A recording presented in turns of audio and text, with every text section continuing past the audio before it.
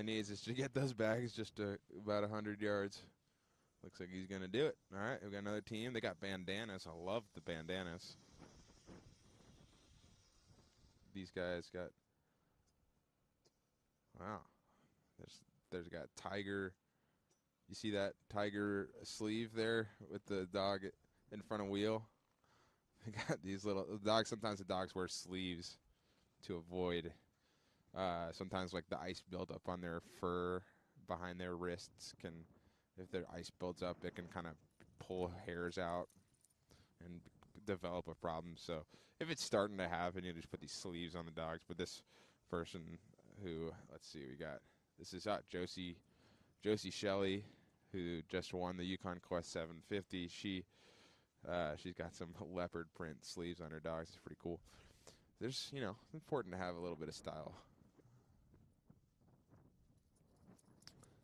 Have a little bit of fun with your gear.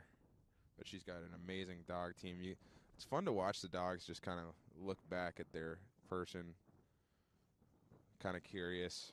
Hey, are we going to eat here? Are we stopping? We got a third dog team in here. We'll tune in a second, but you can just tell about that connection with each musher with their dogs when you see them looking back like, all right, what's the plan, boss? What's the plan?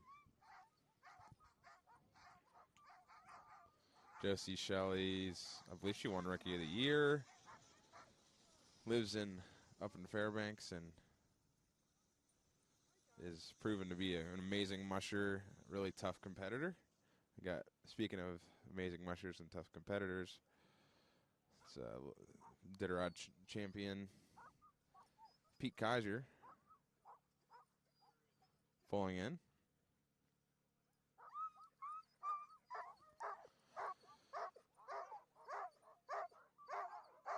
His team's pretty fired up. I can't hear my voice right now, but Pete just won the Cusco 300 for the 10th time. The Cusco 300 is a 300-mile race in Southwest Alaska. Starts in Bethel, ends in Bethel. He's grew up there and lives there. It's considered to be a highly competitive mid-distance race and really difficult to win once. He just won it 10 times. His 10th time this year. And he is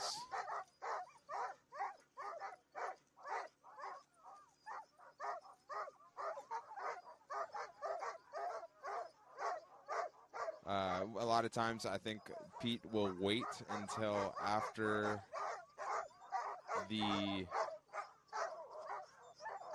Cusco to decide whether or not he wants to run the Iditarod, get a good idea of if he wants to pull it off or not. And so this year that happened again. He won the Cusco, and a few weeks later you hear the breaking news.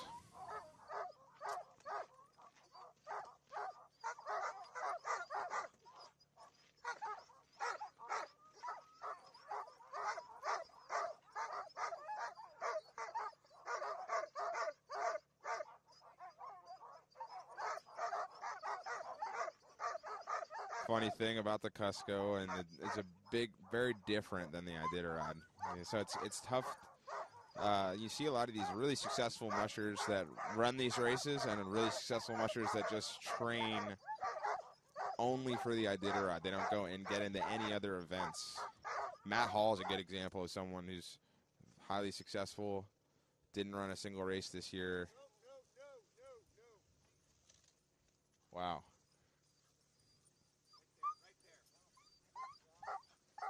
Amazing. Pete's command with his dogs, they were just about to turn left, and he said, no, do not turn left. And they just were like, oh, yep, sorry.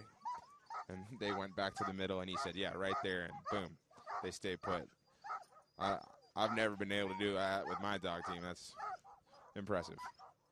But what he has to do as a musher between finishing the Cusco, where they do long runs, sometimes 100 miles, and you come to this race where you're really not going to do a 100-mile run at all during the Iditarod. You do it in those 50, 60 miles, 70 miles maybe at a time. Well, he's got to get his team and I'm sure he has. But part of the process of beginning this race for Pete is getting them into 1,000-mile mode and shifting away from 300-mile mode. It's a little bit different. And, he's definitely, we know he can win this thing. And it's just interesting to see some of these mushers that are gunning to win this. Pete's definitely one of them. Milla's been up there as well, and a lot of the mushers here. And then you've got Jesse, who showed up, I don't know, probably an hour in front of the second musher. I got to check my facts on that, but it's kind of interesting to see where these guys that are likely going to be in the top 10, what they're pretty spread out here early on at Rainy Pass. So you're kind of interested to see how it all shakes out in next week. There's lots of, there's people like to get out front early, and that's kind of what Jesse seems to be doing this year. So you wonder, is it, a good sustainable pace that Jesse's at? I think it is. He's got an incredible dog team that he's proven to have. Of course, last year he's our defending champion. As you can see, Ryan Reddington here, he's got to walk his so when you have your drop bags here and you want some of the stuff you don't use and you throw away or you donate, but some of the stuff you put in a return bag, things like gloves, socks, things you don't really want to throw away but you don't want to use either, you can put them in a return bag, and they'll be flown back to Anchorage or Wasilla to be picked up in several weeks from now, once the storm has calmed from this logistical maze of this event.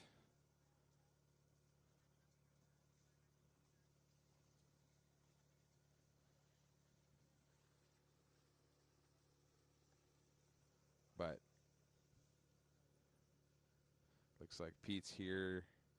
He's parked right next to Chad, and they're going to be doing their chores at the same time.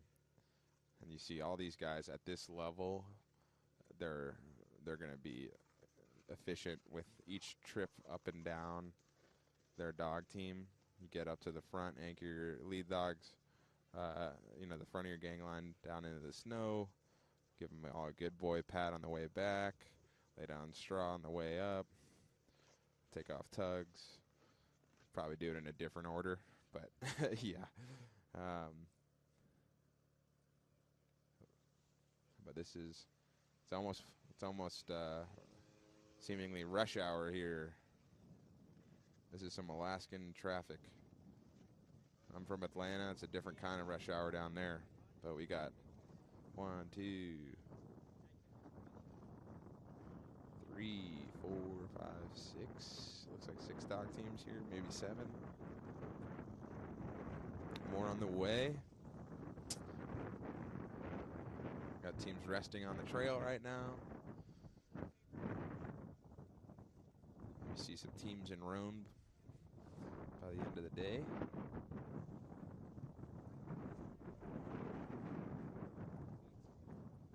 It's fun to find a musher who you're curious about, who you think might win, and go to the GPS tracker, click on that top right button where you'll see a drop-down menu. You click on roster, and then on the left side you'd see a list of all the mushers, and you can scroll through the list, pick one, and click on the graph icon that's below their name, this little graph, and you can see what their run rest schedule's been up till now.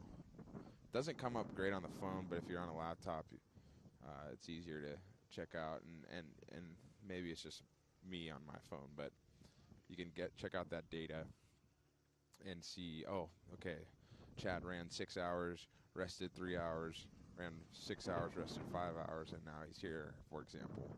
Something that you really can't tell just by watching the tracker, unless you're literally watching it 24/7, which all of us have to sleep a little bit.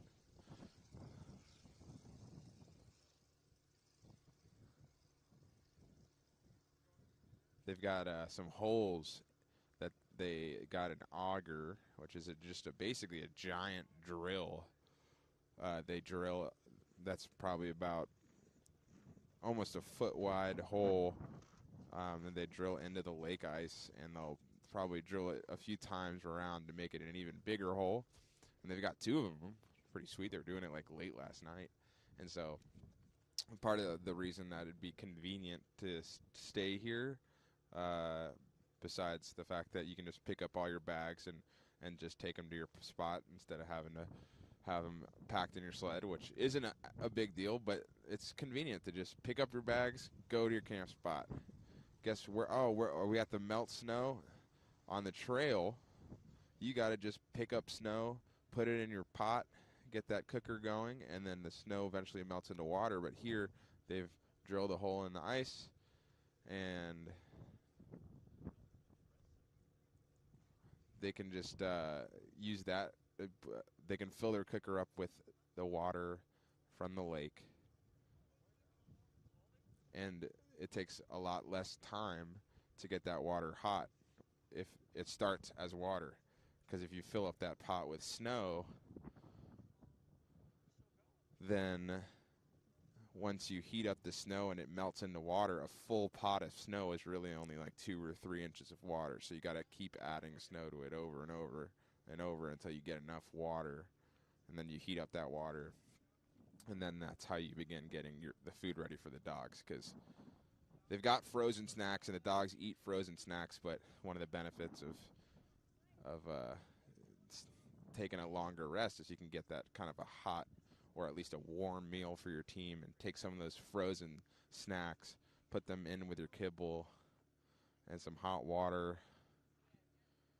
Usually add the kibble after you mix the frozen snacks with the water. You get to see a lot of checkpoint routines on our live streams over the next several days.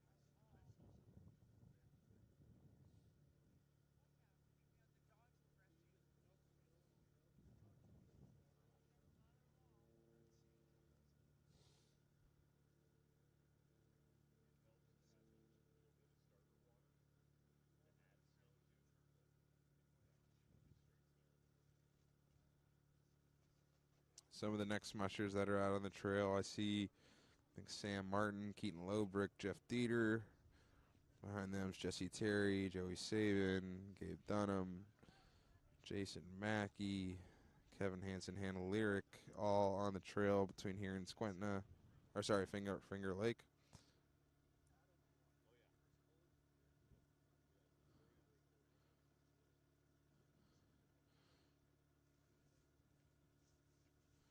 Got some folks still resting at Finger Lake, and Brenda Mackey was the last team to leave there.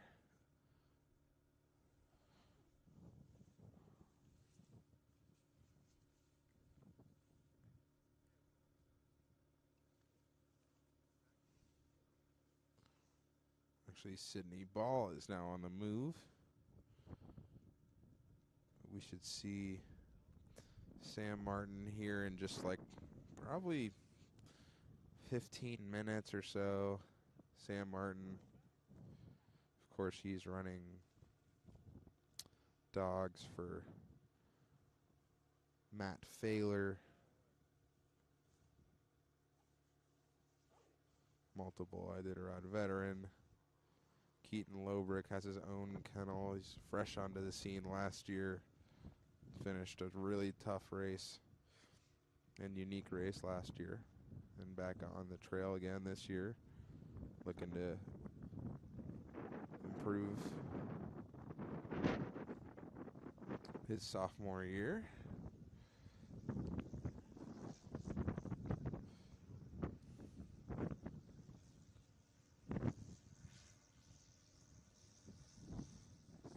Travis Beals is camped out just outside here of Rainy Pass.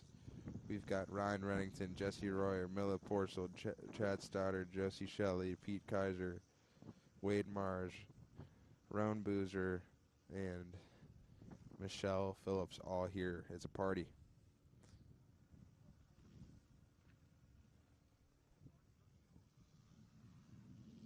Sam Martin and Keaton Lobrick are also on their way to join the fun.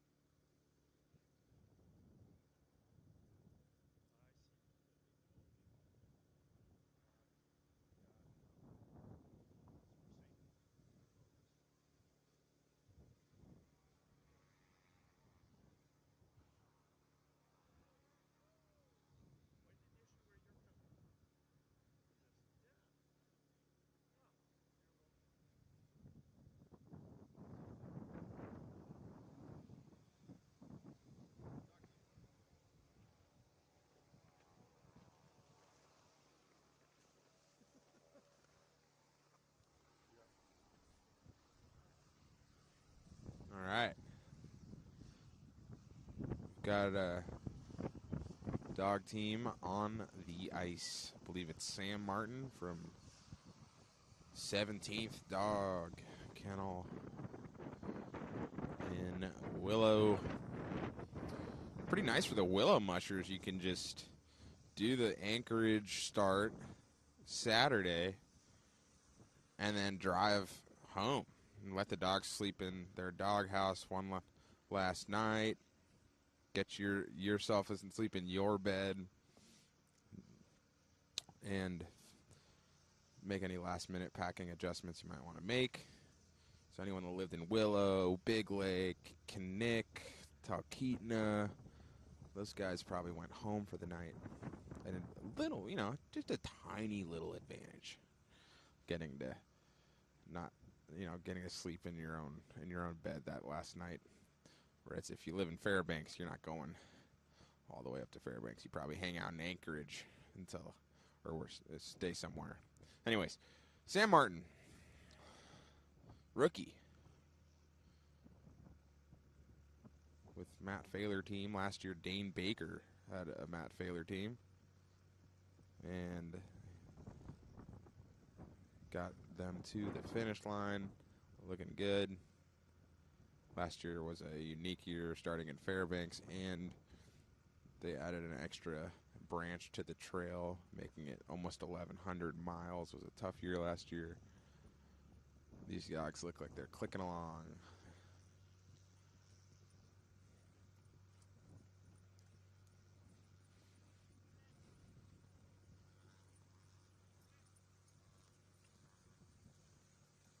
Nice. Sam Martin's got purple Apocalypse mittens on. I have that exact same pair.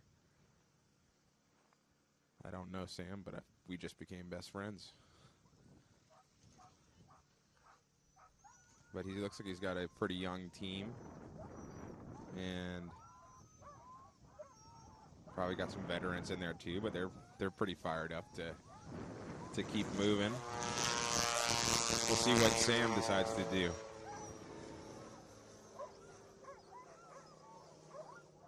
Andy Anksman is the race judge here at Rainy Pass.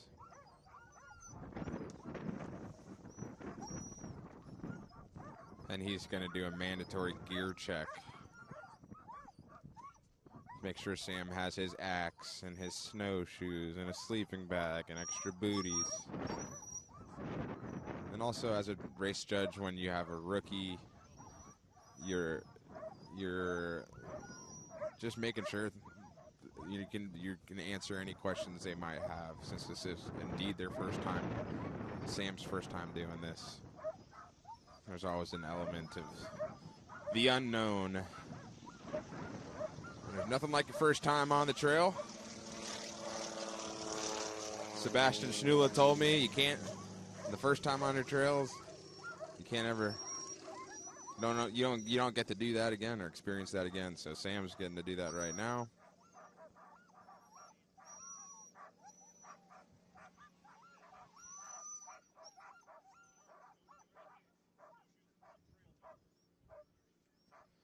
He's going through his mandatory gear.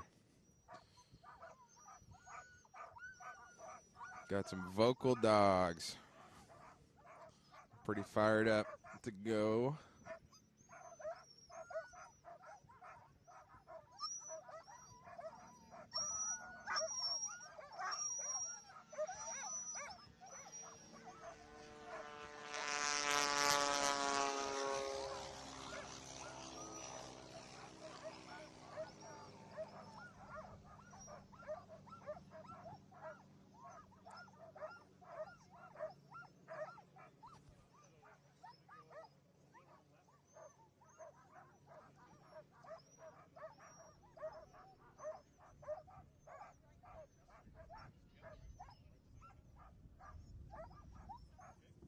So it looks like he's going to be staying and just coming back for his drop bags a little bit later.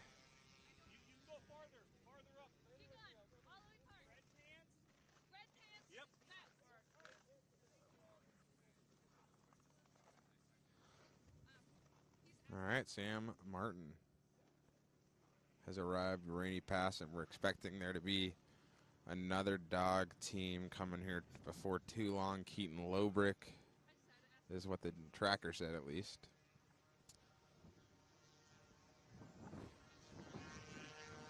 But Sam's dogs looking good.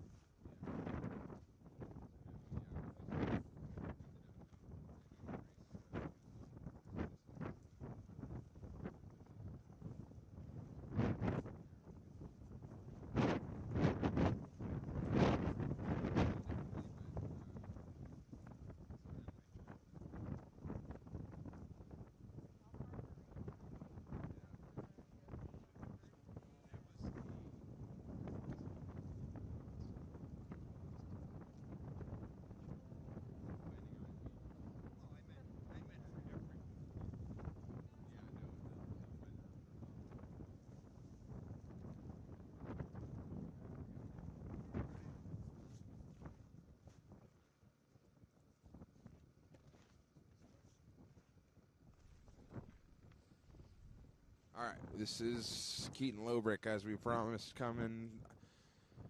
Keaton Lobrick is an Iditarod veteran. That probably feels good for his wife to hear. Yes, Iditarod veteran. After last year finishing his rookie run. If you haven't seen his finishing video from last year, it is pretty awesome. He gets all super fired up. Very passionate dude. And he started his own kennel with his wife and the help of the community up there in Fairbanks. Everybody's helping everybody out on a winter like this. Fairbanks has had such a tough winter. It's been really, really, really cold. One of the coldest winters in recorded history, and one of the snowiest winters. So it'd either be 40 below or it'd be warm but dumping snow. So they've gone through lots of challenging moments this winter, training the dogs and just keeping your home, you know, in one piece on a winter that's that cold and that snowy. All right, there's Keaton with a team that doesn't want to stop. But he's got a Dale Earnhardt number 3 on his cooler. We love to see that.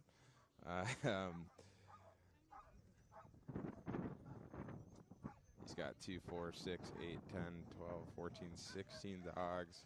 I know I ran his lead dog up there. Rambo was on one of my race teams. Black dog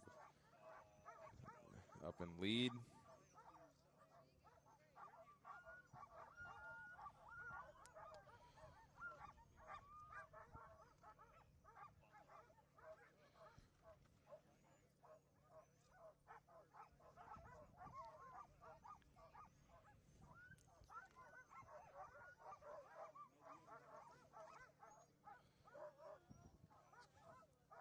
Couple of familiar dogs on this team. Looks like Radar, black dog, front of wheel. But yeah, wow, vocal team.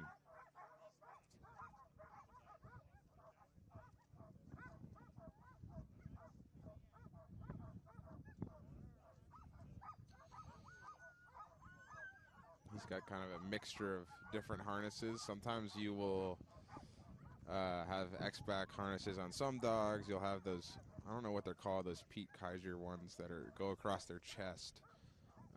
Some people have half harnesses, and you might actually just change the kind of harnesses you have on to different dogs because of the way they run. Maybe they get a little bit of a rub wearing one harness, whereas if they wear the other, they don't. So you have kind of a personalized setup, or it could just be that's the harnesses that you have in storage.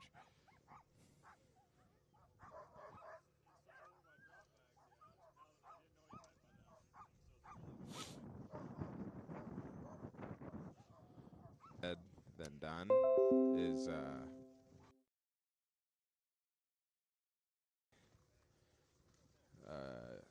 acceptable way. One of the unacceptable ways to show your excitement is when you have dogs that chew on the lines and the ropes, especially if they chew on the main one, which is why a lot of mushers actually have a metal core in their gang line. It's really, see, like his wheel dog just started chewing on it. If you don't have, depending on how hard they chew and what kind of line you use, you could have a dog potentially chew the gang line in half, which would be a disaster. But I think he's got one of those metal core. What's up to 100 people? How's the trail? Windy? Not bad. Huh? Yeah. Is that Radar in front of wheel? Yeah. And Rambo in lead?